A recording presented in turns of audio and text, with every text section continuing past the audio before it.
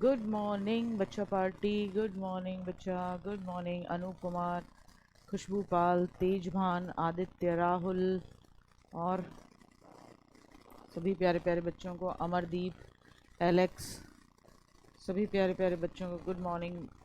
मनीषा, मिनीश, प्रवीण, विशाल कुमार, रवि, गीता, संदीप, सचिन, काजल, यशवी सिंह, क्या नाम है, बहुत बढ़िया, शिवांगी साहू, स्वाति पाल, ममता, अमन, अंशु, तसीम खान, सभी प्यारे प्यारे बच्चों को तहे दिल से स्वागत है। गुड मॉर्निंग है, गुडी गुडी मॉर्निंग है बेटा जी। आ जाओ, कैसे हो, सब बढ़िया हो, आनंदित हो। मैं गार्गी सारस्वत आप सभी का स्वागत करती हूँ आपके अपने प्यारे परिवार रोजगार विद अंकित पर, और उम्मीद करती हूँ कि मेरे सभी प्यारे प्यारे छोटे भाई बहन, मेरी सभी प्यारे प्यारे गुड्डा गुड़िया एकदम मस्त होंगे, अच्छे तरीके से तैयारी कर रहे हैं, अच्छे तरीके से पढ़ रहे हैं। आज ये जो क्वेश्चंस करेंगे उसके बाद संसद से रिलेटेड एक वर्कशीट दूंगी 20-25 क्वेश्चंस की, ठीक है, उनको भी अच्छे से करना, नीचे आंसर्स भी रहेंगे, ठीक बिट्टू। आ जाओ, तो रिवीजन अच्छे से कर लेना, पूरा जो टॉपिक है संसद क्या है क्या नहीं है, लोकसभा, राज्यसभा, ये जो भी बातें पढ़ी कल हमने जहां तक पढ़ा था वो मैंने आपको समझाया था कि हमने आर्टिकल 100 तक पढ़ा था, कोरम गणपूर्ति तक पढ़ा था कि भैया देखो संसद की बैठक चाहे लोकसभा हो राज्यसभा हो तब तक कार्यवाही शुरू नहीं करेगा लोकसभा का स्पीकर, और राज्यसभा का सभापति बोले तो चेयरपर्सन जिसे आप उपराष्ट्रपति भी कहते हो, जब तक कि उस सदन के अंदर जो टोटल सदस्य संख्या है उसका 1/10 वहां उस दिन मौजूद नहीं होगा, ठीक है। आ जाओ, अब समझेंगे धन विधेयक यानी कि मनी बिल के बारे में समझेंगे। मनी बिल आर्टिकल 110 में आता है। मनी बिल किस में आता है? आर्टिकल 110 में आता है। अच्छे तरीके से समझ में आ गया होगा, मैंने आपको बता भी दिया था 101 से 104 तक सांसदों को क्या क्वालिफिकेशंस होनी चाहिए उसके बारे में बात है। 105 और 106 बात करता है किससे रिलेटेड, आपके संसदों को यानी एमपीज को जो विशेष अधिकार प्रिविलेजेस मिलते हैं, पावर्स मिलती हैं, उसके बारे में। 107 से लेकर 111 तक आपका कानून कैसे बनता है उसके बारे में बात है। तो यहां हम बात करेंगे 110। अब देखो भैया बेटा, सरकार को ना पैसा निकालना है, धन विधेयक, धन विधेयक मनी बिल। अब सरकार लेके आती है बजट। बजट जब सरकार लेकर आती है तो उसके बाद बजट में सरकार कहती है ये घोषणा, प्रधानमंत्री उज्ज्वला योजना इतना पैसा देंगे, प्रधानमंत्री ये योजना, महिला सशक्तिकरण योजना इतना पैसा देंगे, सारे बातें करती है सरकार। ये पैसा आएगा कहां से? ये जो सरकार कहती है हम महिलाओं को ये देंगे वो देंगे, ऐसा देंगे वैसा देंगे, ठीक है, SC ST के लिए ये करेंगे वो करेंगे, ये पैसा आ कहां से रहा है? कोई तो दे रहा होगा। तो बेटा ऐसा समझ लो कि आपके घर की एक गुल्लक है, आपके घर की एक गुल्लक है जिसमें आपके मम्मी पापा क्या करते थे, पापा की जो सैलरी आती थी, मम्मी की जो सैलरी आती थी, उस सैलरी में से पूरा जो भी मामला होता था आपके घर के खर्चे काटने के बाद में वो पैसा जमा करते रहते थे। उस गुल्लक को आप कहोगे संचित निधि। क्या कहोगे? संचित निधि। क्या कहोगे? संचित निधि, जिसे आप कंसोलिडेटेड फंड बोलते हो। क्या कहते हो? कंसोलिडेटेड फंड बोलते हो, संचित निधि, ठीक है। संचित करना यानी स्टोर करके रखना। तो आप ये समझ लो सरकार जो है, देश का पैसा कहां जमा रहता है? संचित निधि, कंसोलिडेटेड फंड में जमा रहता है। तो उसमें से जब पैसा निकालना है, पैसा क्यों निकालना है बेटा? पैसा क्यों निकालना होता है? क्योंकि पैसा निकालना होता है, सैलरी देनी है राष्ट्रपति को, उपराष्ट्रपति को, सांसदों को देनी है, ठीक है, उसके अलावा देश के लिए बहुत सारे विकास के काम करने हैं, तो उसी में से पैसा निकलेगा, उसी कंसोलिडेटेड फंड में से पैसा निकलेगा। अब ये जो पैसा निकलेगा ये किस बिल के अंदर आता है? तो आप कहोगे मनी बिल के अंदर आता है, धन विधेयक के अंदर आता है। और क्या क्या आता है धन विधेयक के अंदर, मनी बिल के अंदर? तो एक चीज याद रखना, लोकसभा का स्पीकर डिसाइड करता है कि कौन कौन से बिल मनी बिल माने जाएंगे। यह हमने पहले भी समझा था, कल भी समझा था, परसों भी समझा था कि कौन कौन से बिल मनी बिल माने जाएंगे। ये कौन डिसाइड करता है? ये डिसाइड करता है लोकसभा का स्पीकर, ठीक है। तो देखो, कराधान के संबंध में कटौती यानी टैक्स में अगर सरकार कटौती कर रही है। पहले ज्यादा टैक्स था, 10% था, अब सरकार उसे 5% कर रही है, छूट दे रही है, या नए टैक्स लोगों के ऊपर क्या कर रही है, इम्पोज कर रही है, आरोपित कर रही है। यानी सरकार कराधान यानी टैक्स में, किसी टैक्स में छूट दे रही है, कटौती कर रही है, या लोगों के ऊपर नए टैक्स डाल रही है। और ऐसे में उसे संचित निधि से, संचित निधि यानी कंसोलिडेटेड फंड से पैसा निकालना है। ठीक है, तो ऐसे ऐसे बिल को जो लोकसभा में लाया जाएगा, कहां लाया जाएगा, केवल लोकसभा में, आप मनी बिल कहते हो। सिंपल शब्दों में आर्टिकल 110 कहता है कि सरकार अगर कोई नया टैक्स लगा रही है, या किसी टैक्स में छूट दे रही है, या किसी टैक्स में कटौती कर रही है, या जो देश का कंसोलिडेटेड फंड है, संचित निधि है, उससे पैसा निकाल रही है, या उससे पैसा खर्च करने का अनाउंसमेंट कर रही है उस संचित निधि से, जिससे आप जो भी कुछ कर रहे हो उसका असर उस कंसोलिडेटेड फंड, संचित निधि पे पड़ेगा, तो आप उसे धन विधेयक कहते हो। धन विधेयक केवल लोकसभा में लाया जाता है। राज्यसभा की ढेले भर की औकात नहीं है कि वो कुछ बोल भी जाए। किस पर, किस पर, आपके इस पर, मनी बिल पर। अब आप कहोगे ऐसा क्यों, लोकसभा पावरफुल क्यों है मनी बिल के मामले में? हमने डायरेक्टली किसको चुना, लोकसभा के मेंबर्स को या राज्यसभा के मेंबर्स को? लोकसभा के मेंबर्स को। अब जब हमने डायरेक्टली उन्हें चुना, तो हमारी प्रॉब्लम्स के लिए डायरेक्टली आंसर कौन करेगा? लोकसभा के सदस्य। लोकसभा के सदस्य ही करेंगे। राज्यसभा के सदस्यों से आपका कौन सा इंटरेक्शन होता है?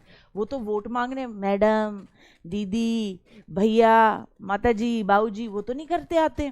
कौन आता है ऐसे ऐसे यूं करता हुआ? वो आते हैं लोकसभा के एमपीज। जब इलेक्शन आते हैं तो वो जो खड़े होते हैं वो सामने आते हैं आम जनता के। तो जब आम जनता के सामने आपने ऐसे हाथ जोड़ जोड़ के वोट मांगे, तो आम जनता फिर आपकी गर्दन पकड़ के फपेड़ेगी आपको जब आप काम नहीं करोगे। तो जब गर्दन पकड़ के फपेड़ेगी तो पिटते भी तो कौन है? लोकसभा के एमपीज पिटते हैं, राज्यसभा के तो नहीं पिटते।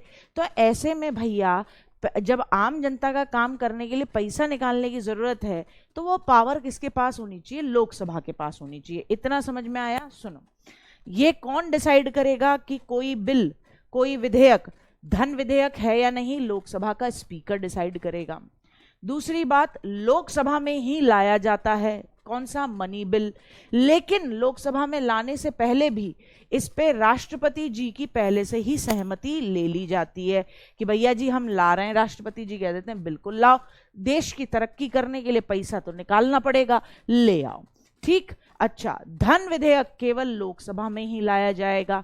अब राष्ट्रपति जी की पहले से सहमति ले रखी है, तो राष्ट्रपति जी इस बिल को वापस नहीं भेज सकते हैं। ये याद रखना, मार पड़ेगी प्रेसिडेंट साहब में, वापस नहीं भेज सकते हो, और न ही इस पे ज्वाइंट सेशन बुला सकते हो।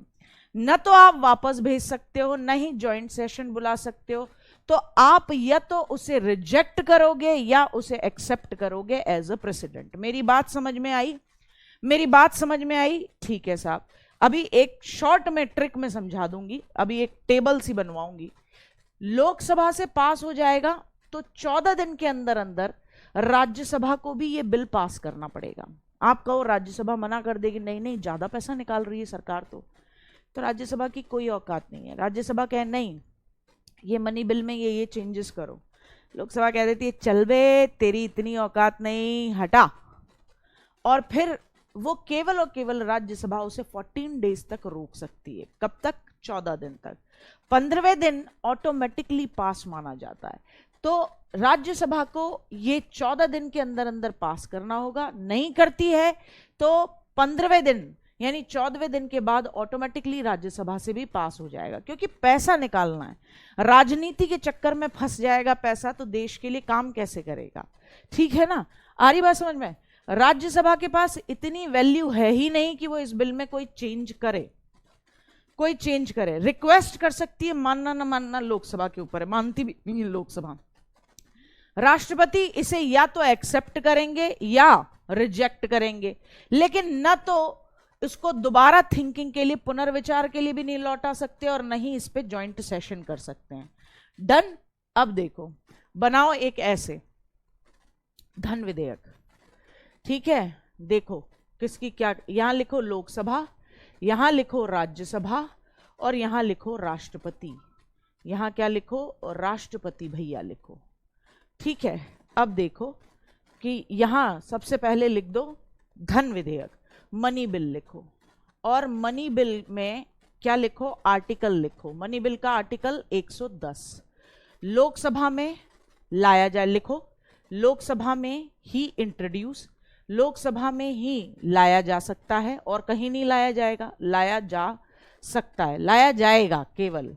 ठीक है, लोकसभा से पास हुआ तो कहां जाएगा? राज्यसभा, और राज्यसभा या तो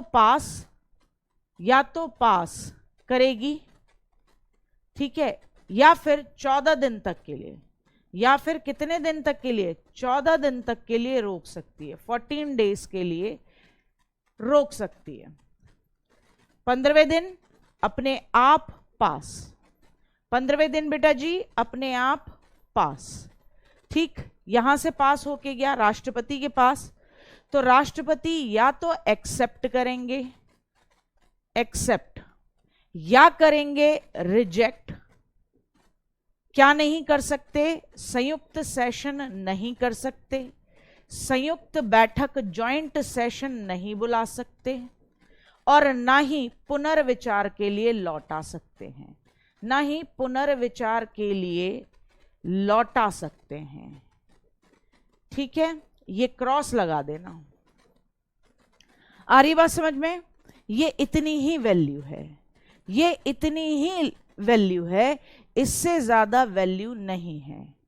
ठीक है, ये बेटा क्या अभी राष्ट्रपति खत्म हो गया, तुम अभी भी राष्ट्रपति पे अटके हो?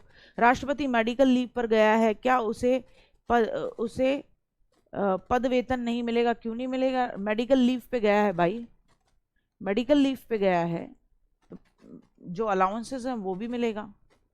ठीक है, वाइस प्रेसिडेंट वर्क कर रहा है, उसको अलाउंसेस मिलते हैं, राष्ट्रपति के पद पे होने की सैलरी मिलती है, अलाउंसेस मिलते हैं। ठीक है, वाइस प्रेसिडेंट जितने समय के लिए ऐसे मेडिकल लीव लॉन्ग टर्म के लिए अगर लिए, ठीक है, तो उधर राष्ट्रपति जी को मेडिकल अलाउंसेस मिलेंगे, इधर जो नया राष्ट्रपति बनेगा उसे भी अपना राष्ट्रपति के रूप में वेतन मिलेगा और सारी चीजें सुविधाएं मिलेंगी। ठीक है, आ रही बात समझ में? आ जाओ, इतना समझ में आया अच्छे तरीके से, ये जरूरी था। अब समझो वित्त विधेयक यानी आर्टिकल 117 फाइनेंस बिल। अब दोनों में बड़ा अंतर है, दोनों में बड़ा अंतर है, ठीक है ना? हाँ, दोनों में बड़ा अंतर है। दोनों में क्या अंतर है बहुत ध्यान से समझना है। जितने भी बिल होते हैं, जितने भी फाइनेंस बिल होते हैं, वो सारे के सारे फाइनेंस बिल जो हैं वो धन विधेयक नहीं हो सकते, लेकिन जितने भी धन विधेयक होते हैं, मनी बिल होते हैं, वो फाइनेंस बिल भी होते हैं। अंतर समझिए। देखो, वित्त विधेयक या फाइनेंस बिल 110 में जितने भी मामले लिखे हैं वो तो होंगे ही होंगे, इसके अलावा और चीजें भी होंगी।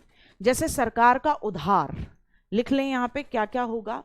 सरकार का उधार, सरकार के ऊपर कोई उधार हो रखा है, उस उधार को चुकाने के लिए सरकार को पैसा चाहिए, उस उधार को चुकाने के लिए सरकार को क्या चाहिए? पैसा चाहिए। तो वो किस में आएगा? वो आपका फाइनेंस बिल में आएगा। ठीक है ना? हाँ, सरकारी उधार।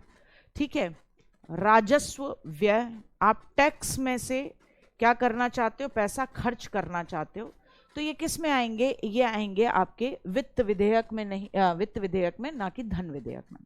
सरकार के ऊपर उधार था, उस उधार को चुकाना है, तो ये मनी बिल में ना आके ये फाइनेंस बिल का हिस्सा रहेगा। तो 110 के अंदर जितने भी टॉपिक होते हैं वो तो सारे आते ही आते हैं, 117 के अंदर 2-4 चीजें एक्स्ट्रा आती हैं। ठीक, अच्छा, सभी वित्त विधेयक धन विधेयक नहीं होते, वेरी इंपॉर्टेंट लाइन। लेकिन जितने भी आपके क्या, जितने भी आपका मनी बिल होते हैं वो वित्त विधेयक भी होते हैं। राष्ट्रपति जी इस पे अपनी स्वीकृति भी दे सकते हैं, पुनर्विचार के लिए भी लौटा सकते हैं। ठीक है, संयुक्त बैठक भी बुला सकते हैं, यानी मना भी कर सकते हैं, एक्सेप्ट भी कर सकते हैं, रिटर्न भी कर सकते हैं, संयुक्त बैठक भी बुला सकते हैं। तो इसका मतलब वित्त विधेयक के ऊपर, फाइनेंस बिल के ऊपर राज्यसभा के पास भी अच्छी खासी पावर होती है।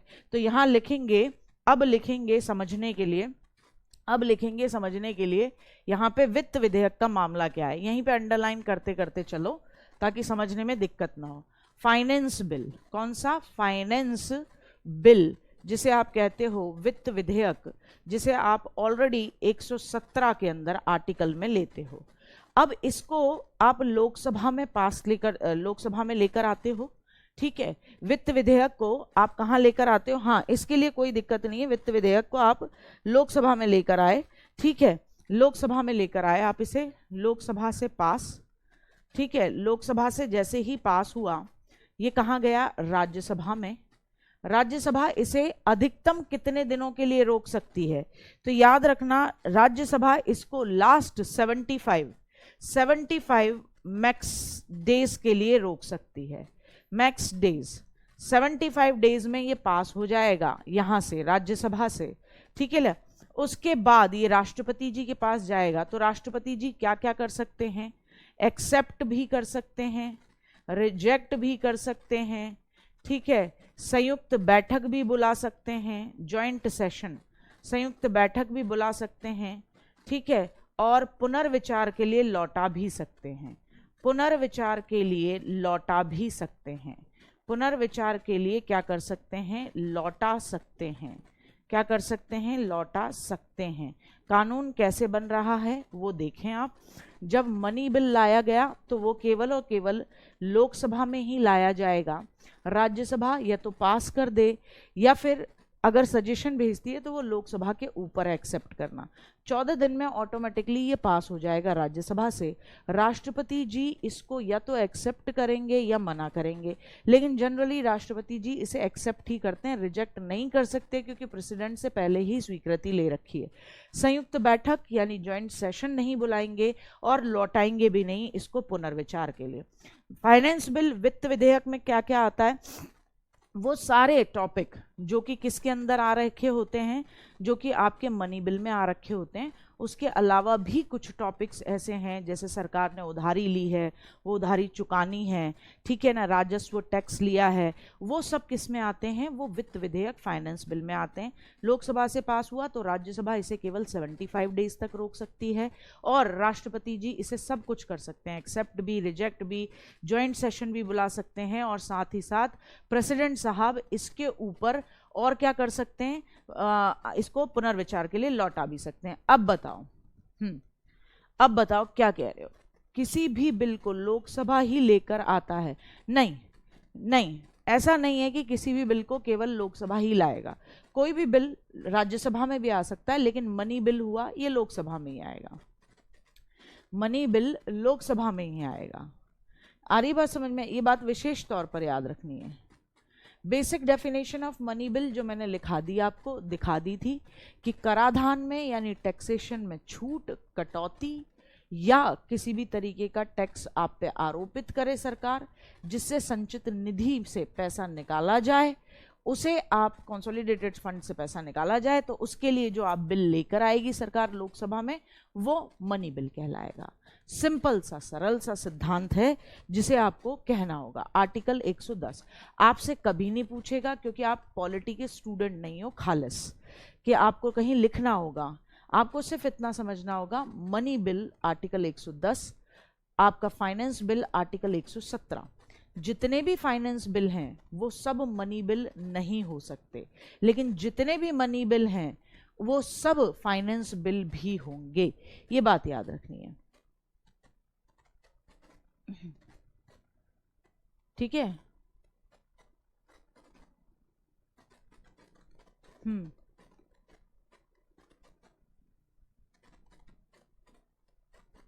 हाँ बोलो बेटा, और क्या क्या कह रहे हो? धन विधेयक को का अध्यक्ष कौन करता है? क्या कहना चाह रहा है? जब 75 डेज ही रोक सकते हैं, जॉइंट सेशन कैसे? अच्छा, ये क्वेश्चन लॉजिकल है।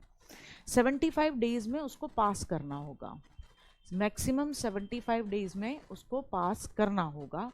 नहीं करता है तो ऐसी सिचुएशन में उसको राज्यसभा से पास मान लिया जाता है, लेकिन राज्यसभा उसमें अपना सिग्नेचर नहीं कर रही है, राज्यसभा के सांसद उसको पास नहीं कर रहे हैं, तो ऐसे में क्या कर दिया जाता है, ऐसे में राष्ट्रपति जी जॉइंट सेशन बुला लेते हैं।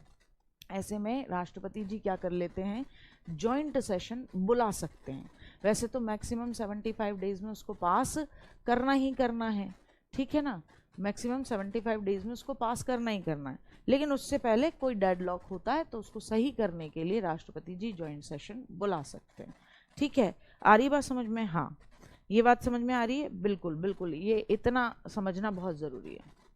ठीक है, हाँ, 45 डेज का मतलब है जब आप 14 दिन, राज्यसभा मनी बिल को 14 दिन में उसको पास करना ही करना है। नहीं करते हो तो वो ऑटोमेटिकली पास माना जाएगा, नहीं करते हो तो वो ऑटोमेटिकली पास माना जाएगा। ठीक है, धन विधेयक का अध्यक्ष कौन होता है? धन विधेयक का अध्यक्ष लोकसभा का स्पीकर ही होता है। लोकसभा में लाया गया, सरकार लेकर आएगी, क्योंकि उसको पैसा निकालना है, उसको पैसा निकालना है, मनी बिल, उसको पैसा निकालना है। तो सरकार कोई एक विधेयक लेके आई जिसको लोकसभा स्पीकर ने कहा कि हाँ ये मनी बिल है, मनी बिल है, तो सारी पावर लोकसभा के पास में आ जाती है, उसको रोका नहीं जाएगा, फटाफट फटाफट पास किया जाएगा, क्योंकि सरकार को तुरंत पैसा चाहिए। ठीक है, आ रही बात समझ में? ये बात इंपॉर्टेंटली याद रखना। अब आ जाओ संविधान संशोधन आर्टिकल 368, संविधान संशोधन विधेयक। संविधान संशोधन विधेयक का मामला ध्यान से सुनेंगे, ये कंफ्यूजन मत रखना। जो एक बच्चा अभी बोल रहा था कि अगर दीदी 75 डेज में राज्यसभा से पास हो जाता है फाइनेंस बिल, तो जॉइंट सेशन कैसे रखा जाता है? मतलब मैक्सिमम 75 डेज तक ही रोक सकती है राज्यसभा उसे, और उससे पहले अगर कराना है तो जॉइंट सेशन करा लिया जाएगा राष्ट्रपति के द्वारा, लेकिन मनी बिल में नहीं हो सकता, वहाँ जॉइंट सेशन भी नहीं हो सकता। ठीक है ना, मेरी बात समझ रहे हो? आ जाओ, तो ये दो अलग अलग बातें हैं, इन्हें समझना होगा। आ जाओ, तो आपके लिए कॉन्स्टिट्यूशन में अमेंडमेंट करने होते हैं, संविधान में बदलाव आए, समय समय पे चीज़ें बदली और कॉन्स्टिट्यूशन में भी सुधार हुए। कॉन्स्टिट्यूशन में अमेंडमेंट का एक आर्टिकल है, वो हमेशा याद रखनी है, भाग 20 के अंदर है, आर्टिकल 368। आर्टिकल 368 मेरे साथ 2 से 3 बार बोलेंगे। आर्टिकल 368 किसमें चेंज करना? जब कॉन्स्टिट्यूशन में चेंज करने के लिए कोई बिल लाया जाता है लोकसभा में, राज्यसभा में, तो वो आर्टिकल 368 के तहत लाया जाता है। तो आप कॉन्स्टिट्यूशन में 3 तरीके से चेंज कर सकते हो, 3 तरीके से सुधार कर सकते हो, तीनों याद रखना, 3 तरीके से सुधार कर सकते हो। पहला, सामान्य बहुमत, आप लोकसभा में लेकर आए या राज्यसभा में लेकर आए, जो भी प्रपोजल था आप उसे लेकर आए, ठीक है, और वो लोकसभा से भी 50% +1 से प्रस्ताव वो पारित हो गया और राज्यसभा से भी हो गया, यानी लोकसभा से और राज्यसभा से दोनों से 50% +1 से क्या हो गया, ये प्रस्ताव पास हो गया और इसमें आपको कुछ नहीं करना पड़ा, ये नॉर्मली पास हो गया प्रस्ताव। ठीक है, तो इसे आप कहते हो साधारण बहुमत। क्या कहते हो? साधारण बहुमत, यानी कि सिंपल मेजॉरिटी। सिंपल मेजॉरिटी से भी क्या हुआ, संविधान में चेंज हुआ। किससे? सिंपल मेजॉरिटी से भी, सिंपल मेजॉरिटी से भी क्या हुआ, संविधान में चेंज हुआ। ठीक है, अच्छा, किन किन चीज़ों को सिंपल मेजॉरिटी से चेंज करते हैं, तो ये हम पहले भी पढ़ चुके थे, हम पहले ही पढ़ चुके हैं। आर्टिकल 1, 2, 3, 4 जब पढ़े थे हमने, तो हमने समझा था, अच्छे तरीके से समझा था, जब किसी राज्य का नाम बदलना है, किसी राज्य का नया बनाना है, ठीक है, उसके नाम में चेंज करना है, उसकी राज्य की सीमाओं में परिवर्तन करना है, राष्ट्रपति जी, गवर्नर, उपराष्ट्रपति और सांसदों के वेतन और भत्ते में चेंज करना है, नागरिकता का मुद्दा है, संघ शासित क्षेत्र में यानी यूनियन टेरिटरीज में चेंज करना है, तो ऐसे में आपको सिंपल मेजॉरिटी से भी काम बन जाएगा, लोकसभा से भी और राज्यसभा से भी, दोनों से पास होना है। तो याद रखना किन किन चीज़ों को संविधान में चेंज तो आएगा भाई। संविधान में एक बात बताओ, जब मैं लिख रही हूं नए स्टेट्स का गठन, यानी नए स्टेट्स की फॉर्मेशन और उसमें नए स्टेट का प्रवेश, तो इसका मतलब बेटा मुझे ये चीज़ तो दिमाग में रखनी होगी ना कि अनुसूची 1 में जब मैंने लिखा हुआ है 28 स्टेट और 8 यूनियन टेरिटरी, और अब मैं यूनियन टेरिटरी 8 की जगह 10 कर दूं, तो ऐसे में 8 की जगह जब मैं 10 यूनियन टेरिटरी कर रही हूं तो अनुसूची 1 शेड्यूल 1 में चेंज होगा। तो संविधान में तो चेंज होगा ही होगा, कहीं लिखा हुआ जो है चीजें वहां बदलाव आएगा ही आएगा। लेकिन इसके लिए लोकसभा और राज्यसभा दोनों से ही 50% प्लस 1 सदस्य अगर इसे पारित कर देते हैं, सिंपल मेजोरिटी से ये काम हो जाता है। आपको इस पे स्पेशल मेजोरिटी की जरूरत नहीं है। किन किन चीजों पे? आपको नए राज्य का प्रवेश कराना है, राज्यों की सीमाओं में परिवर्तन करना है, राज्यों का नाम बदलना है, ठीक है, यूनियन टेरिटरीज में संशोधन करना है, राष्ट्रपति, उपराष्ट्रपति, गवर्नर, सांसदों के वेतन और भत्ते में चेंज करना है। तो 50% प्लस 1 की मेजोरिटी से, साधारण बहुमत से ये सारे काम हो सकते हैं, संविधान में संशोधन हो सकता है। दूसरे तरीके का संविधान में संशोधन होता है विशेष बहुमत यानी स्पेशल मेजोरिटी। स्पेशल मेजोरिटी क्या है बेटा? स्पेशल मेजोरिटी है कि आपको फंडामेंटल राइट्स में चेंज करना है, डीपीएसपी में चेंज करना है, आपको फंडामेंटल राइट्स मौलिक अधिकारों में बदलाव करना है, डीपीएसपी में बदलाव करना है, मौलिक कर्तव्यों फंडामेंटल ड्यूटीज में बदलाव करना है। तो ऐसे में अब 50% प्लस 1 की मेजोरिटी से खेल नहीं होगा। अब क्या होगा? आपको दोनों सदनों के अंदर क्या करना होगा? उस दिन जब ये बिल लाया जाए तो उस दिन जितने भी लोग उपस्थित हों और वोट डालें, उन सदस्यों के 2/3 2/3 बहुमत से ही ये पास होगा। कितने से? 2/3 बहुमत से। मेरी बात ध्यान से समझना, किससे पास होगा? 2/3 बहुमत से ही ये पास होगा। फिर से समझो, आपको फंडामेंटल राइट्स में चेंज करना है, डीपीएसपी में चेंज करना है, फंडामेंटल ड्यूटीज में चेंज करना है, तो ऐसे ही नहीं हो जाएगा। ये होगा लोकसभा में भी 2/3 उस दिन उपस्थित जितने थे और उन्होंने जिनमें से कितने उपस्थित में से मतदान जितने लोगों ने किया उसका 2/3 यानी हर 3 में से 2 अगर इस चीज के सपोर्ट में हैं लोकसभा में से, फिर सेम राज्यसभा में भी उपस्थित और मतदान करने वालों के 2/3 बहुमत से, यानी उस दिन जो प्रेजेंट थे और वोट कर रहे थे उसके 2/3 मेजोरिटी से ही ये प्रपोजल पास होगा।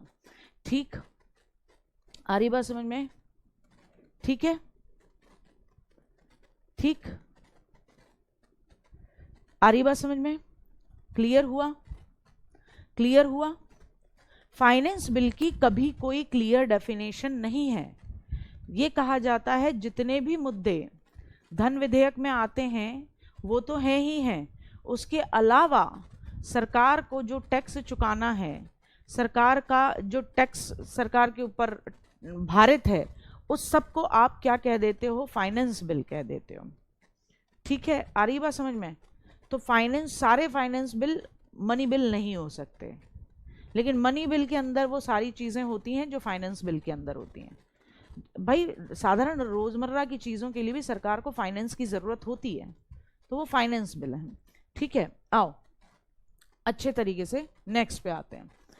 अच्छा, तीसरा जिसे बोलते हैं, तीसरे तरीके का चेंज होता है जब स्पेशल मेजॉरिटी तो चाहिए ही चाहिए, लेकिन कम से कम आधे राज्य, कितने राज्य हैं भारत में इस समय? 28। तो 28 को आप 2 से डिवाइड करो, यानी कम से कम 14 राज्यों की विधानमंडल यानी विधानसभा की भी सहमति हो। यानी विशेष बहुमत, स्पेशल बहुमत प्लस लोकसभा और राज्यसभा से भी 2/3 मेजॉरिटी से पास हो, लेकिन साथ ही साथ जितने भी राज्य हैं भारत के अंदर उनके से कम आधे राज्यों के विधानमंडल से भी वो प्रपोजल पास हो, तो संविधान में चेंज होता है। जैसे राष्ट्रपति के निर्वाचन का तरीका बदलना हो, या सर्वोच्च न्यायालय या उच्च न्यायालय में किसी बात में चेंज करना हो, या संसद में राज्यों का प्रतिनिधित्व में बदलाव लाना हो। क्योंकि क्या है, जब देखो संसद में राज्यों का प्रतिनिधित्व और 7वीं अनुसूची, यहाँ पे स्टेट भी प्रभावित होते हैं। 7वीं अनुसूची में क्या बताया था मैंने आपको कि स्टेट के अलग टॉपिक हैं, सेंट्रल गवर्नमेंट अलग टॉपिक पे काम करती है।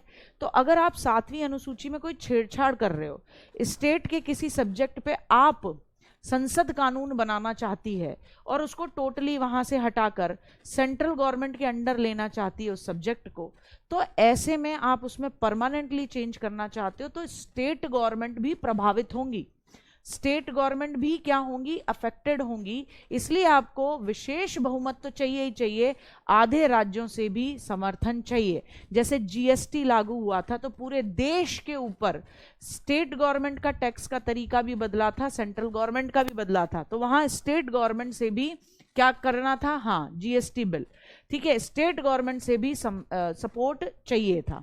आ रही है बात समझ में? एक बात और समझ लें, राष्ट्रपति जी की संविधान संशोधन बिल पर क्या वैल्यू होती है। संविधान संशोधन बिल को प्रेसिडेंट साहब न तो अपने पास रख सकते हैं, नहीं भेज सकते हैं, और न ही संयुक्त बैठक होगी। न तो अपने पास रख सकते हो, न ही भेज सकते हो रीथिंकिंग के लिए, और न ही इस पे संयुक्त बैठक होगी, यानी प्रेसिडेंट साहब को इसे पास ही करना होगा। तो अब यहां पर ये तीसरा बिल लगा लो, संविधान संशोधन विधेयक। संविधान संशोधन विधेयक, संविधान संशोधन विधेयक पर क्या होता है, यानी कॉन्स्टिट्यूशन अमेंडमेंट के 368 आर्टिकल में क्या होता है। तो बेटा देखो, आप जानते हो एक तो लोकसभा से भी पास हो सकता है, राज्यसभा में भी पहले लाया जा सकता है। कॉन्स्टिट्यूशन में अमेंडमेंट का बिल कहीं कोई दिक्कत नहीं है, लोकसभा में ले आओ पहले या राज्यसभा में ले आओ, ठीक है। लोकसभा से पास हो गया, देखो या तो वो सिंपल मेजॉरिटी से पास होगा, तो सिंपल मेजॉरिटी वाला तो कितने में पास होता है, सिंपल मेजॉरिटी वाला तो 50% +1, और इसी तरीके से सेम तरीके से कहां से, राज्यसभा से भी, ठीक है।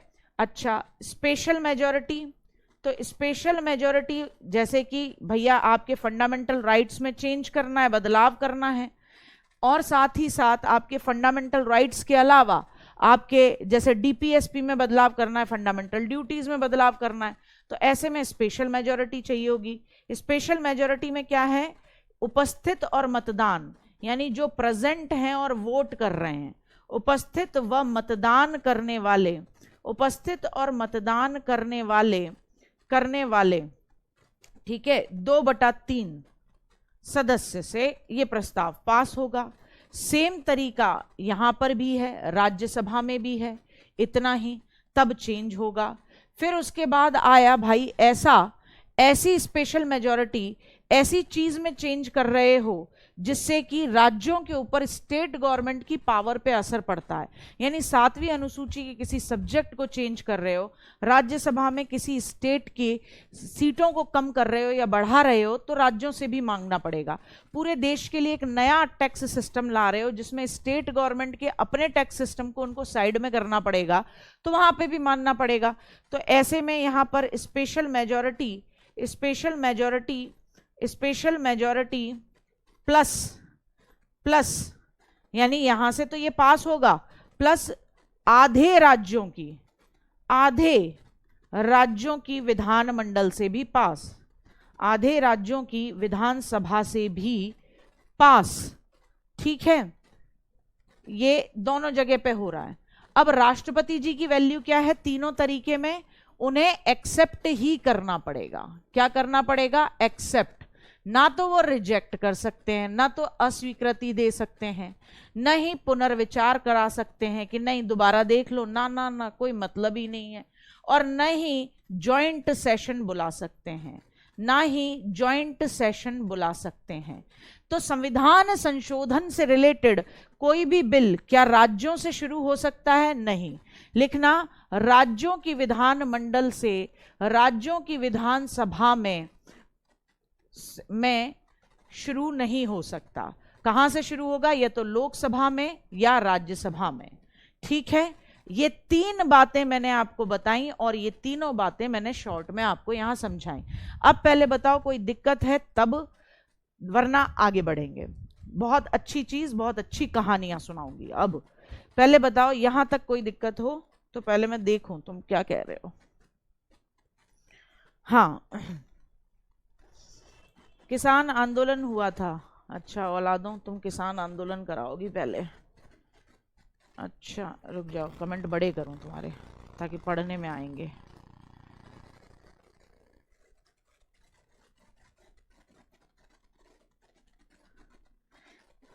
एक कह रही है औलाद लोकसभा का पहला सेशन कब शुरू हुआ था? अच्छा साहब, याद हो गया। नो दिक्कत, नो दिक्कत, नो दिक्कत।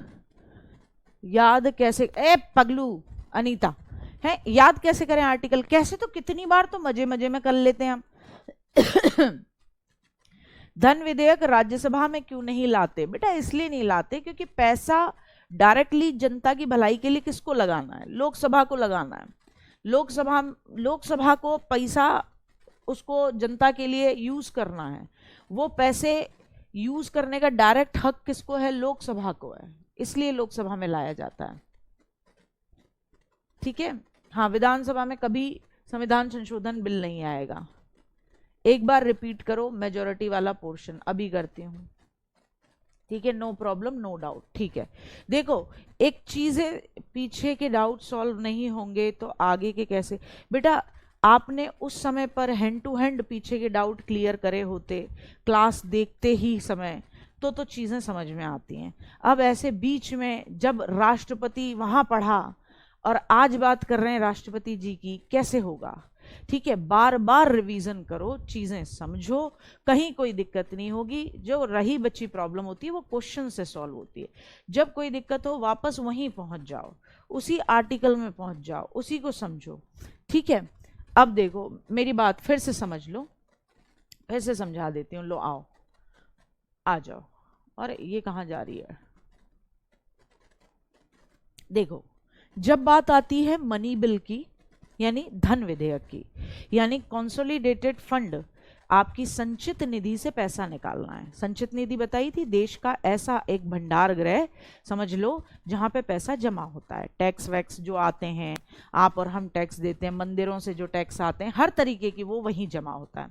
तो संचित निधि पर कंसोलिडेटेड फंड से पैसा निकालना या कोई उस पर ऐसा व्यय आ रहा हो, तो उसके लिए जो बिल का प्रयोग किया जाता है उसे मनी बिल कहते हो। मनी बिल है या नहीं है ये डिसाइड कौन करता है? लोकसभा स्पीकर। मनी बिल केवल लोकसभा में लाया जाता है क्योंकि लोकसभा डायरेक्टली आम जनता के लिए क्या है? रेस्पॉन्सिबल है। राज्यसभा मनी बिल को केवल 14 दिन रोक सकती है। प्रेसिडेंट साहब की इससे पहले ही स्वीकृति ले ली जाती है, तो प्रेसिडेंट साहब न तो इसको रीथिंकिंग के लिए लौटा सकते हैं, नहीं ज्वाइंट सेशन कर सकते हैं। ये तो हुआ मनी बिल। फाइनेंस बिल 117 में आता है। फाइनेंस बिल किस में आता है? 117 के अंदर आता है फाइनेंस बिल। फाइनेंस बिल कोई बहुत बड़ा तुर्रम खा नहीं है। फाइनेंस बिल में राज्यसभा को फिर भी पावर है, 75 डेज तक राज्यसभा को वो पास करना होगा। अगर लोकसभा को 75 डेज से पहले ही पास करवाना है उसे, तो ऐसे में वो इन्फॉर्म कर सकते हैं, तो ज्वाइंट सेशन भी करा सकते हैं प्रेसिडेंट साहब। यहाँ राज्यसभा में भी पावर है और यहाँ प्रेसिडेंट साहब के पास भी पावर है। वो उसे एक्सेप्ट भी कर सकते हैं, रिजेक्ट भी कर सकते हैं, पुनर्विचार के लिए भी लौटा सकते हैं, ज्वाइंट सेशन भी करा सकते हैं फाइनेंस बिल पर। ठीक है, अच्छा फिर आती है कि संविधान में चेंज करना है। एक बिल, ऐसे भी आपके विधेयक लाए जाते हैं, ऐसे बिल भी होते हैं जो कि संविधान में, कॉन्स्टिट्यूशन में चेंज करना चाहते हैं, जिससे कॉन्स्टिट्यूशन में लिखी हुई बातों में बदलाव आएगा। तो आर्टिकल 368 के तहत अगर ऐसी चीजें हैं जिसमें कि सिंपल मेजॉरिटी से ही लोकसभा और राज्यसभा से पास हो जाएगा, तो वो पास कर दिया जाता है 50% + 1 की मेजॉरिटी से, लोकसभा से भी और राज्यसभा से। ऐसे कौन से टॉपिक हैं कि किसी राज्य का नाम बदलना हो, किसी राज्य की सीमा में परिवर्तन करना हो, नया राज्य बनाना हो, नई यूनियन टेरिटरी बनानी हो, सांसदों के वेतन और भत्तों में चेंज करना हो। फिर बात आती है कि कहीं आपको स्पेशल मेजॉरिटी भी चाहिए होती है जब आप कॉन्स्टिट्यूशन में चेंज करते हो। जैसे आपको फंडामेंटल राइट में चेंज करना है, आपको फंडामेंटल ड्यूटीज में बदलाव करना है, आपको डीपीएसपी में कुछ ऐड करना है, कुछ हटाना है, तो आपको लोकसभा और राज्यसभा दोनों से उस बिल पर उस दिन प्रेजेंट और वोट करने वालों की 2/3 मेजॉरिटी चाहिए होगी। फिर ऐसा भी कुछ होता है, ऐसा अगर आप कोई बिल लेकर आते हो जिससे कि स्टेट गवर्नमेंट्स की पावर पर भी असर पड़ रहा है, तो फिर ऐसे में उस बिल पर स्टेट गवर्नमेंट, जितने भी भारत के अंदर राज्य हैं, उनके कम से कम आधे राज्यों की विधानसभाओं से भी वो प्रपोजल पास होना चाहिए और 2/3 की मेजॉरिटी से भी लोकसभा और राज्यसभा से पास होना चाहिए। कोई भी संविधान में चेंज करने वाला लॉ, विधेयक, बिल कभी भी किसी भी राज्य के अंदर शुरू नहीं होगा, वो लोकसभा या राज्यसभा में ही शुरू होगा। राष्ट्रपति जी की वैल्यू क्या है जब संविधान के अंदर चेंज करने वाला, अमेंडमेंट करने वाला बिल लाया जाए? राष्ट्रपति भैया की कोई खास वैल्यू नहीं है, उन्हें एक्सेप्ट ही करना पड़ेगा, वो उसे मना नहीं कर सकते, वो उसे किसी भी हालत में रीथिंकिंग के लिए लौटा नहीं सकते और जॉइंट सेशन का कोई दूर दूर तक लेना नहीं है। अब बताओ, यदि किसी एक राज्य में अपना रूला बनाना है तो कहां से शुरू होगा? रूल बनाना है तो कहां से शुरू? देखो, राज्य अपने लिए कानून बनाना चाह रहा है तो वो उस राज्य की विधानसभा से ही शुरू होगा। कल क्या बताया था? योगी जी ने आते ही 2017 में रोमियो स्क्वाड शुरू किया था, तो कोई रूल बनाया, अपने ही राज्य की विधानसभा से बनेगा, उसका पूरे देश से क्या लेना देना? ठीक मैम, मनी बिल में विवाद मत हो तो क्या जॉइंट? नहीं, बिल्कुल नहीं, यही तो मैं बता रही हूं दीपक। मनी बिल में कितना भी रोना रो ले राज्यसभा, 14 दिन से ज्यादा रोकने की औकात नहीं है उसकी, और क्विकली पास हो रहा है। 14 दिन का टाइम क्यों रखा जा रहा है? कम समय क्यों दिया जा रहा है? फाइनेंस बिल की तरह 75 डेज मैक्सिमम क्यों नहीं दे रहे? कारण है जल्दी पैसा निकालना है, जल्दी योजनाएं शुरू करनी है। आ रही बात समझ में? ठीक है, क्लियर हुआ? आ जाओ क्लियर, आ जाओ। अब कहानियां सुनो, जो मैं सुना रही हूं उन कहानियों को ध्यान से सुनना, ठीक? आ जाओ, एक सुनाती हूं कहानी, त्रिशंकु संसद। कौन सी कहानी सुनाऊंगी? त्रिशंकु, ये शब्द लिखना, त्रिशंकु, त्रिशंकु संसद, ठीक है? इसे त्रिशंकु ही कहते हैं, ठीक है? इसे क्या कहते हो? त्रिशंकु ही कहते हो। कई बार हैंग भी कह देते हो, हैंग पार्लियामेंट, हैंग पार्लियामेंट भी कह देते हो। त्रिशंकु कह लो या हैंग पार्लियामेंट। इसकी कहानी क्या है? त्रिशंकु का मतलब मिली जुली सरकार। कैसी सरकार? मिली जुली सरकार, यानी किसी भी एक पॉलिटिकल पार्टी को मेजॉरिटी नहीं मिली तो सबने मिलजुल कर सरकार बनाई। इसका नाम त्रिशंकु क्या है? त्रिशंकु नाम के एक राजा हुए भारत के अंदर। उनका ये मन था कि मैं जीते जी कहाँ जाऊं? सीधे जीते जी किधर जाऊंगा? अपन जाएगा सीधे स्वर्गलोक। ठीक है साहब, मिले, ढूंढने लगे, कोई ऐसा मिले महाराज, ऐसे मिले कोई ऋषि मुनि जिनके वेदों में, जिनके मंत्रों में इतनी ताकत हो कि मुझे जीवित शरीर के साथ स्वर्गलोक भेज दें। तो उन्हें मिल गए कौन? वशिष्ठ मिल गए। कौन मिल गए? वशिष्ठ। तो वशिष्ठ ने कहा ठीक है, कोई दिक्कत नहीं है, भेजेंगे तुमको, ऊपर भेजेंगे, तुम्हारा खाता बताओ कि तुमने, खाता में मतलब ये नहीं पैसा बताओ, कि तुमने कैसे काम किए कैसे नहीं किए। तो त्रिशंकु ने बताया कि भैया मतलब देख के वशिष्ठ को लगा कि मामला बढ़िया है इसका, ठीक है, इसको जीवित भेजा जा सकता है। ठीक साहब। उधर इधर से क्या हुआ? इधर से फिर वशिष्ठ साहब ने मंत्र करने शुरू किए, दे दनादन दे दनादन। ये त्रिशंकु महाराज उठ रहे हैं, दुम दुम दुम दुम दुम दुम दुम दुम उठ के भैया एकदम हाँ पहुंच रहे हैं। ऊपर से देवताओं ने देखा यार ये तो मामला गड़बड़ा जाएगा, कोई जीवित शरीर के साथ ही ऊपर आ जाएगा तो कैसे मामला चलेगा? ठीक है, ये कैसे मामला चलेगा? तो ऊपर से दिक्कत हुई। उन्होंने देवी देवताओं, इंद्र तो पहले ही डरपोक है, थोड़ा डर जाते हैं जल्दी, वो भागे भागे गए ऋषि मुनि मतलब देवी देवताओं के पास में, माता रानी के पास चले गए, ब्रह्मा विष्णु महेश जी के पास चले गए। तो उन्होंने कहा कि देखो ऋषि वशिष्ठ के मंत्र, अब भगवान भगवान होते हैं, ठीक है, चाहते तो भगवान जी 2 मिनट में विष्णु जी ये कह देते अरे त्रिशंकु की मुंडी उड़ाओ और नीचे भेजो इसको, है ज्यादा उड़ रहा है।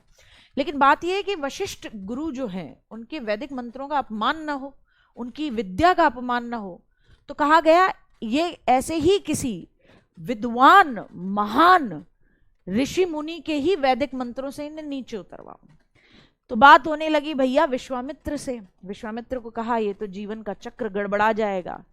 अब इधर से वशिष्ठ जी मंत्र फूके तो त्रिशंकु ऊपर उठे, उधर से विश्वामित्र ने यज्ञ शुरू कर दिया कि जिसके प्रभाव से त्रिशंकु ऊपर न जा पाए। इधर से ये वशिष्ठ जी के मंत्रों से ऊपर चल रहा है, इधर से इनके मिलीजुले प्रभावों से नीचे जा रहे हैं। तो कहते हैं त्रिशंकु महाराज ऊपर ही कहीं आसमान में लटके रह गए हैं। त्रिशंकु महाराज ऊपर ही कहीं आसमान में हैंग हो गए हैं। क्यों? क्योंकि ऋषि वशिष्ठ के वैदिक मंत्रों से ऊपर जाने का प्रयास था और विश्वामित्र जी के वैदिक मंत्रों से नीचे जाने का प्रयास था। तो दोनों की पावर्स का प्रयोग ऐसा हुआ कि वो लटके रह गए। तो इसको ही कहते हैं लटकी सरकार, त्रिशंकु सरकार, मिली जुली सरकार। अगर किसी गवर्नमेंट को, अगर किसी पॉलिटिकल पार्टी को मेजॉरिटी नहीं मिलती तो उसकी हालत भी यही हो जाती है, लटकी हुई सी। क्योंकि उसने अपनी कुर्सी के पायों को सुरक्षित रखने के लिए इससे भी सपोर्ट लिया है, उससे भी सपोर्ट लिया। अब वो भी अपना सपोर्ट कहता है, दो मंत्री हमारे भी बनेंगे वरना खींच लेंगे समर्थन। ये भी कहता है 5 मंत्री हमारे बनेंगे, हमारी बात मानो, खींच लेंगे समर्थन। तो ये जो मिली जुली सरकार या हैंग गवर्नमेंट होती है, इसकी वैल्यू इतनी बुरी होती है। और भारत में 1990 से पहले की सरकारें, हाँ 1990 भी नहीं कहूंगी, 1999 तक की सरकारें हैंग पार्लियामेंट मिली जुली सरकारें थी। इसीलिए आप देखोगे ज्यादा ढंग से वो क्या कहना चाहिए, अपनी शक्ति का प्रयोग नहीं कर पाए थे। ठीक है, क्योंकि मिली जुली सरकारों में क्या होता है, समर्थन होता है। जैसे मैं आपसे कहूं, ठीक है, जैसे मैं आपसे कहूं शिवम क्या नहीं समझ में आया बेटा, आज मैम को समझ में नहीं आ रहा, ऐसा क्यों गुड्डा, ऐसा क्यों, ऐसा क्यों? जो नहीं समझ में आया वो पूछ लेना, कोई दिक्कत नहीं है, ठीक है। तो जैसे मैं आपसे कहूं मुझे सपोर्ट करो, आप मुझे सपोर्ट करने लग जाओ कि हाँ हाँ यार बढ़िया टीचर है, बढ़िया मामला है, आप मुझे सपोर्ट कर रहे हो, ठीक है। अब लेकिन आप जो सपोर्ट कर रहे हो थोड़े दिनों बाद मुझे डराने लगो, गाड़ी में हम समर्थन वापस ले लेंगे कि करो बच्चों के लिए ये फ्री करो, वो फ्री करो, फलाना फ्री करो, डिकाना फ्री करो, हमारे 4 बच्चों को यूट्यूब पे बुलाओ और कहो कि ये हमारे से पढ़े थे, इनको वो दो, अवार्ड दो। तो इसका मतलब इतना प्रभाव हो जाएगा कि मैं अपने कोई खुले डिसीजन नहीं ले पाऊंगी। तो एक तो ये हैंग पार्लियामेंट याद रखना। अब समझो निंदा प्रस्ताव। निंदा प्रस्ताव क्या होता है, सेंसर मोशन, बहुत ध्यान से सुनना। अब देखो प्राइम मिनिस्टर और उसकी मंत्री परिषद काम करती है कि नहीं करती है? कोई ना कोई, मोदी जी को सुना होगा, ठीक है ना, नितिन गडकरी जी राजमार्ग यानी कि आपका नेशनल हाईवेज वगैरह बनाते हैं, बढ़िया आदमी है। राजनाथ सिंह जी के बारे में सुना है, एस जयशंकर जी विदेश मंत्री हैं, ऐसे धोके आते हैं लोगों को बाहर, बहुत बढ़िया मामला है, ठीक है। अब आप ये देखो कि प्राइम मिनिस्टर साहब और उनकी काउंसिल ऑफ मिनिस्टर यानी उनके मिनिस्टर, ये कोई ना कोई काम कर रहे हैं, कोई ना कोई नीति लेकर आ रहे हैं, ठीक है। अब इस नीति के खिलाफ है, जैसे अभी एक बच्चे ने किसान बिल की बात करी, तो सरकार लेकर आई किसान बिल। अब उस नीति के खिलाफ है, किसान बिल के खिलाफ हैं लोग। तो ऐसे में क्या होगा, ऐसे में क्या होगा, मंत्री या मंत्री परिषद के विरुद्ध ये प्रस्ताव कौन लेकर आता है, विपक्षी पार्टियां लेकर आती हैं। कौन लेकर आती है, अपोजिशन पॉलिटिकल पार्टी लेकर आती हैं। और वो क्या कहते हैं, वो ये कहते हैं कि ये जो सरकार का प्रस्ताव था, यानी ये जो सरकार की नीति है, हम उसकी निंदा करते हैं, हम उसका आलोचना करते हैं, हम उसको क्रिटिसाइज करते हैं, इसे बोलते हैं निंदा प्रस्ताव। कौन लेकर आएगा, किसको काम से दिक्कत होगी, प्राइम मिनिस्टर और उसके काउंसिल ऑफ मिनिस्टर के काम से, तो जाहिर सी बात है अपोजिशन पार्टी को होगी। तो अपोजिशन पार्टी लेकर आती है निंदा प्रस्ताव, किसके खिलाफ लेकर आती है, प्राइम मिनिस्टर और उसकी काउंसिल ऑफ मिनिस्टर के खिलाफ, ठीक है। कारण बताती है कि हम इस पॉलिसी के खिलाफ इनके लिए निंदा प्रस्ताव लाए हैं, ठीक है। ये प्रस्ताव केवल लोकसभा में ही लाया जाता है। सरकार इस प्रस्ताव की मतदान, इस प्रस्ताव, ये प्रपोजल लाया जाता है, इस पे वोटिंग भी होती है। वोटिंग की तिथि निश्चित करती है कि कितने लोग सरकार की इस पॉलिसी के खिलाफ हैं, ठीक है। ये प्रस्ताव पारित हो जाता है तो सरकार को किसी को रिजाइन नहीं देना है, किसी को रिजाइन नहीं देना है। देखो निंदा प्रस्ताव सिर्फ सरकार पर एक प्रेशर क्रिएट करना है। तो यहाँ नोट डाल के लिख देंगे, ठीक है, यहाँ नोट डाल के लिखेंगे सरकार पर प्रेशर क्रिएट करना। किस पर? सरकार यानी प्रधानमंत्री और उसकी मंत्री परिषद पर। सरकार पर क्या क्रिएट करना? प्रेशर। देखो तुम्हारी इस नीति के खिलाफ कितने लोग हैं, प्रेशर क्रिएट करना। ठीक है, मेरी बात समझे, मेरी बात समझे, फिर से समझो। निंदा प्रस्ताव क्या है? सरकार ने यानी कि प्राइम मिनिस्टर, उसकी काउंसिल ऑफ मिनिस्टर कोई प्रपोजल लेकर आई बेटा, उस प्रपोजल के खिलाफ हैं विपक्षी पार्टी, अपोजिशन पार्टी। तो उन्होंने कहा हम इस पॉलिसी की निंदा करते हैं, लोग सड़कों पर उतर आए हैं, फलाना है ढिकाना है। अब ऐसे में क्या होगा, इस निंदा प्रस्ताव का प्रपोजल कहाँ लाया जाएगा? लोकसभा में लाया जाएगा। अब लोकसभा में जब लाया जाएगा तो इस पे वोटिंग भी होगी कि कितने लोग मान रहे हैं कि ये पॉलिसी गलत है, तो इस पे वोटिंग होगी। वोटिंग में अगर वही 50% + 1 है ना, वोटिंग में अगर पता लग जाता है कि 50% से ज़्यादा लोग लोकसभा के अंदर ये मान रहे हैं कि सरकार की ये पॉलिसी गड़बड़ है या किसी एक नेता ने कोई गलत डिसीजन लिया है, उसके खिलाफ हैं, तो ऐसे में निंदा प्रस्ताव पारित हो जाता है, सेंसर मोशन पास हो जाता है। तो क्या इससे उस मंत्री को रिजाइन देना पड़ेगा? नहीं। क्या प्राइम मिनिस्टर, उसकी पूरी काउंसिल ऑफ मिनिस्टर को रिजाइन देना पड़ेगा? नहीं। ये सिर्फ सरकार पर प्रेशर बनाना है। अगर ये प्रस्ताव पारित हो गया तो इसका मतलब 50% + 1 से ज्यादा लोकसभा के MP सरकार की पॉलिसी के खिलाफ हैं। और हमेशा याद रखो 50% + 1 से ज्यादा MP सरकार की हर पॉलिसी के फेवर में होने चाहिए हमेशा, तभी हम मानेंगे कि सरकार को क्या मिली हुई है, मेजॉरिटी, बहुमत मिला हुआ है।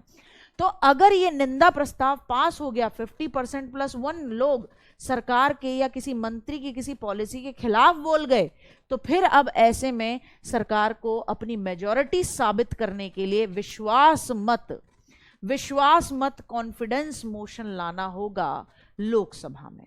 मेरी बात समझना। हाँ हाँ बिल्कुल ललित, मिलीजुली सरकार यानी गठबंधन की सरकार, मिलीजुली सरकार यानी गठबंधन की सरकार। ठीक है, अच्छा समर्थ कह रहे हैं मैम जब आप समझाती हो तो मैं अखियां बंद कर लेता हूं, इससे अच्छे से समझ में आता है। ओके, ये भी तरीका ठीक है। मेरी बात समझ पा रहे हो? देखो मेरी बात समझना, बहुत शांति तरीके से समझना। एक बेस्ट एग्जांपल देती हूं। अब देखो निंदा प्रस्ताव, सेंसर मोशन क्या है, मैंने पढ़ाया, मेरे पढ़ाने का तरीका किसी को नहीं अच्छा लगा, बोले यार बकवास पढ़ा रही है, हर हुर हुर। ठीक है, अब तुम सब लोगों ने हमें समर्थन दिया है, सपोर्ट दिया है, मेजॉरिटी दी है, तुम्हारे से तो निर्माण बैच चल रहा है बेटा, है ना गुड्डा? तो तुम्हारी पावर को कैसे, जनता की पावर को कैसे फुस कर दें हम? तो तुम्हारे समर्थन से मामला चल रहा है। अब तुम में से किसी, मतलब तुम में से, तुम्हें लगा कि इस पूरी टीम में ये बेकार है, ये मंत्री बेकार है, तो आप मेरी किसी पॉलिसी के खिलाफ या पूरी मंत्री परिषद के खिलाफ भी ला सकते हो। लेकिन विपक्षी पार्टी लाती है, तुम तो अपने ही बालक हो, अपने ही बच्चे हो। अपोजिशन पार्टी लेकर आई कि यार ये गार्गी मैम की पॉलिसी ना ठीक नहीं है। सपोज करो कोई ऐसे भी बच्चे हों जो 2-4 जो दूसरे किसी चैनल से बिलोंग करते हो और चाहते हो कि हमारा लेवल डाउन जाए, तो वो जो विपक्षी पार्टी वाले बालक हैं उन्हें लगा कि नहीं ये गुरु ये बीच में बैठ जाती है, इसकी पावर, इसकी एनर्जी कम दिख रही है, इसने पहली क्लासेस में जो एनर्जी दिखाई ये हमें ठग लिया। ठीक है तो ऐसे करके तुम क्या लेकर आओ, मेरे खिलाफ निंदा प्रस्ताव लेकर आओ, मेरी पॉलिसी के खिलाफ निंदा प्रस्ताव लेकर आओ कि ये बैठ के भी पढ़ा रही है और ये टाइप भी करा रही है आजकल। ठीक है, तो तुम ये क्या लेके आए, निंदा प्रस्ताव। अब निंदा प्रस्ताव कहाँ लाया जाएगा, लोकसभा में ही लाया जाएगा। अब तुम निंदा प्रस्ताव लेकर आए बेटा, इस पे वोटिंग कराना तो जरूरी बनता है कि कितने और बच्चे भी ये मानते हैं। वोटिंग कराई गई, वोटिंग कराई गई, पता लगा कि 50% + 1। आवाज नहीं आ रही? कौन कह रहा है आवाज नहीं आ रही? अरे मार लगाऊंगी बहुत ज्यादा, चल आवाज नहीं आ रही। हाँ, लोकसभा और राज्यसभा दोनों ही पार्लियामेंट में होते हैं। अब बताओ इसमें शिवानी में घूंसा मारने का मेरा मन करेगा कि नहीं करेगा? औलाद हैं। मैं 3-4 दिन हो गए संसद पढ़ते हुए, आर्टिकल 79 सबसे पहला कि संसद के अंग में लोकसभा भी आती है, राज्यसभा भी आती है, राष्ट्रपति भी आता है। और देखो अंत में पगलेट औलादें कहती हैं, अंत में पगलेट औलादें कहती हैं कि लोकसभा और राज्यसभा दोनों ही आती हैं। तुम क्लासेस ढंग से क्यों नहीं लेते हो, रेगुलर क्यों नहीं लेते हो? पिटाई लगाऊंगी घुस के। अब सुनो, तो अब वोट कराया, वोट कराया तो पता पड़ा 50% प्लस 1 मालक भाई साहब इसी बात को लेकर चल रहे हैं। ठीक है, इसका मतलब ये थोड़ी ना है कि हम सब रिजाइन कर देंगे, नहीं, रिजाइन नहीं करेंगे।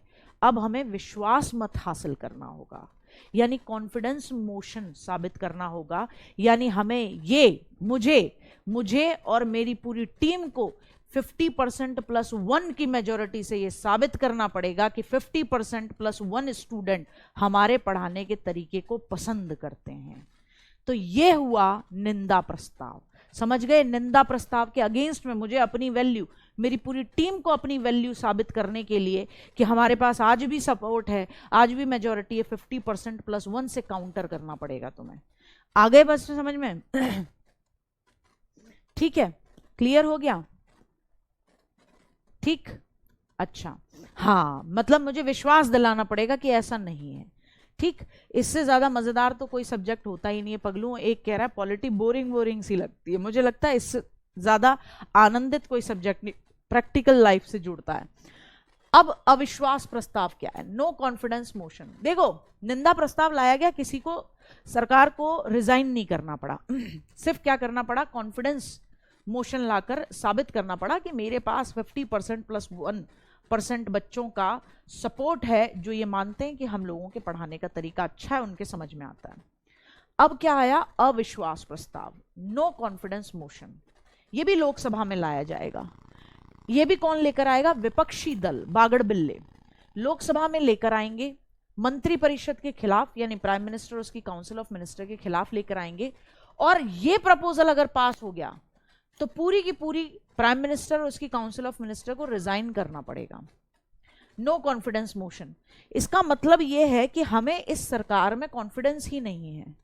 नो कॉन्फिडेंस मोशन जब लाया गया तो अगर वो पास हो जाता है, निंदा प्रस्ताव तो सरकार की किसी भी पॉलिसी या किसी मंत्री की पॉलिसी के खिलाफ हो सकता है, उसमें सरकार को त्यागपत्र नहीं देना है, चाहे बेशक वो पास हो जाए।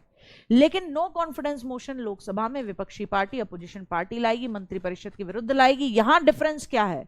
अगर ये पास हो गया, तो भैया प्राइम मिनिस्टर, उसकी काउंसिल ऑफ मिनिस्टर, उसके सारे बागड़ बिल्ले सब रिजाइन देकर जाएंगे। इसका मतलब उनमें कोई भरोसा नहीं करता। इसको कराएगा कैसे?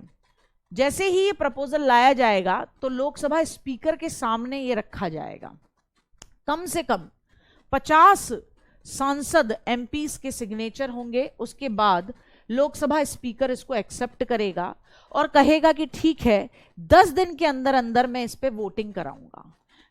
ये जो कह रहे थे ना कि लोकसभा स्पीकर पक्षपाती हो सकता है, देखो अविश्वास प्रस्ताव में कहां पक्षपाती हो सकता है। तो अविश्वास प्रस्ताव लाया गया, विपक्षी पार्टी लेकर आई, 50 सांसदों के सिग्नेचर करके लोकसभा स्पीकर के सामने रख दिया। लोकसभा स्पीकर ने कहा ठीक है, 10 दिन बाद इस तारीख में वोटिंग कराई जाएगी। अब वोटिंग कराई गई, 50% प्लस 1 लोगों ने ये साबित कर दिया, सांसदों ने, कि उन्हें इस सरकार में कोई विश्वास नहीं है, उन्हें नो कॉन्फिडेंस है, अविश्वास रखते हैं। तो ऐसे में पूरी सरकार गिर गई, पूरी मंत्री परिषद और प्राइम मिनिस्टर को रिजाइन करना पड़ेगा। सबसे इंपॉर्टेंट क्वेश्चन जो आपके एसएससी सीजीएल में पूछा है, नो कॉन्फिडेंस मोशन के बारे में कहीं किसी आर्टिकल में लिखा है? नहीं, संविधान में इसका कोई उल्लेख नहीं है, संविधान में इसके बारे में कहीं नहीं लिखा। एक सेशन में केवल एक बार ही नो कॉन्फिडेंस मोशन लाया जाएगा, अगर पास नहीं हो पाया तो उस सेशन में दोबारा नहीं लाया जाएगा। अगर बजट सत्र में नो कॉन्फिडेंस मोशन लाए थे तो अब आप उसे मॉनसून सेशन में या विंटर सेशन में लेकर आओगे, उससे अलग नहीं लेकर आओगे। ठीक ठीक, क्लियर हुआ? अच्छे से समझ में आया? अब समझ लो कॉन्फिडेंस मोशन, विश्वास प्रस्ताव। मैंने आपको बताया निंदा प्रस्ताव आया, निंदा प्रस्ताव आया तो आपको सरकार को कॉन्फिडेंस शो करना पड़ेगा कि हमारे पास मेजॉरिटी है, 50% से ज्यादा लोग, सांसद लोकसभा के अंदर ये मानते हैं कि हमारे काम करने के तरीके ठीक है, तो सरकार बची रहेगी। ठीक है, ठीक आ रही बात समझ में? साबित करना पड़ता है। अविश्वास प्रस्ताव लाया गया तो भैया मंत्री परिषद और प्राइम मिनिस्टर को रिजाइन करना पड़ेगा। तो ऐसे में राष्ट्रपति के कहने पर कि भाई तुम्हें अपना बहुमत साबित करना पड़ेगा, बताना पड़ेगा कि तुम्हारे पास विश्वास है या नहीं है, बताना पड़ेगा कि 50% से ज्यादा एमपीज लोकसभा के अंदर आपकी सरकार के काम करने के तरीकों को सपोर्ट कर रहे हैं। तो किसके कहने पर? प्रेसिडेंट के कहने पर। यह प्रपोजल कौन लेकर आता है? लोकसभा के अंदर सरकार लेकर आती है। कहां लेकर आती है? लोकसभा में ही लाती है। क्या करने की कोशिश करती है? अपनी मेजॉरिटी साबित करने की कोशिश करती है। मेजॉरिटी यानी सिंपल मेजॉरिटी, 50% से ज्यादा लोग हमारी सरकार में आज भी भरोसा करते हैं। ठीक है, अगर ये पारित हो जाता है, अगर ये पारित हो जाता है तो कोई दिक्कत ही नहीं है, सरकार बच जाती है, सरकार बच जाती है। लेकिन अगर ये प्रस्ताव पारित नहीं होता कि खुद लेकर आए आप ये कि भैया हम बता रहे हैं कि हमें कितना सपोर्ट है, आपने सपोर्ट दिखाने के लिए एक डेट डिसाइड करी कि उस दिन वोटिंग होगी, कहां? लोकसभा में, और 50% से ज्यादा सांसदों ने आपको सपोर्ट नहीं करा, तो उस दिन आपकी सरकार गिरेगी।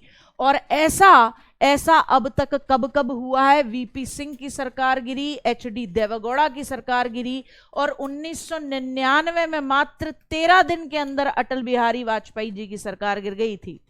13 दिन चली थी अटल बिहारी वाजपेयी जी की सरकार, और उसकी वीडियो देखना कभी यूट्यूब पे। मायावती जी 1 वोट से हारे थे, मायावती जी ने सपोर्ट नहीं करा था, मायावती जी ने बीजेपी की सरकार केंद्र में गिरा दी थी, क्योंकि यहां यूपी के अंदर मायावती की सरकार को सपोर्ट नहीं करा था बीजेपी ने। तो मायावती जी ने वहां 50% +1 में एक मेंबर की जरूरत थी, मायावती जी ने वोट नहीं दिया, सरकार गिर गई। बीजेपी की धड़ अटल बिहारी वाजपेयी जी के समय पे विश्वास प्रस्ताव साबित करना था कि 50% +1 सांसद हमें सपोर्ट करते हैं, नहीं कर पाए थे, सरकार गिरी।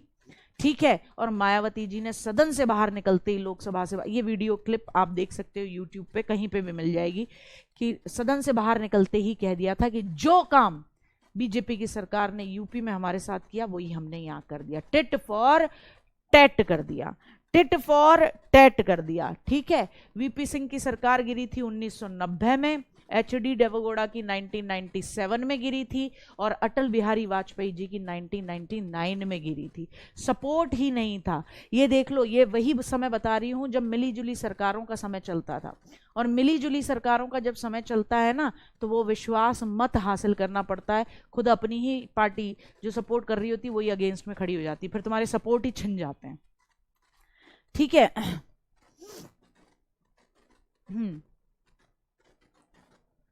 आ रही बात समझ में? क्लियर हुआ? चलिए, तो आज के लिए इतना ही। धन्यवाद प्रस्ताव और बताना, चलो कल बताएंगे धन्यवाद प्रस्ताव, धन्यवाद कल दूंगी मैं आपको।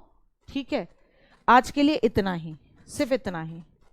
ठीक, क्लास अगर मैं ले पाने की स्थिति में हुई कल संडे में तो मैं शाम में इन्फॉर्म करूंगी, एक बार देख जरूर लेना। ठीक है, कि कल क्लास ले पा रहे हैं या नहीं ले पा रहे हैं। ठीक है, चलो बेटा, बाय, ध्यान रखो अपना।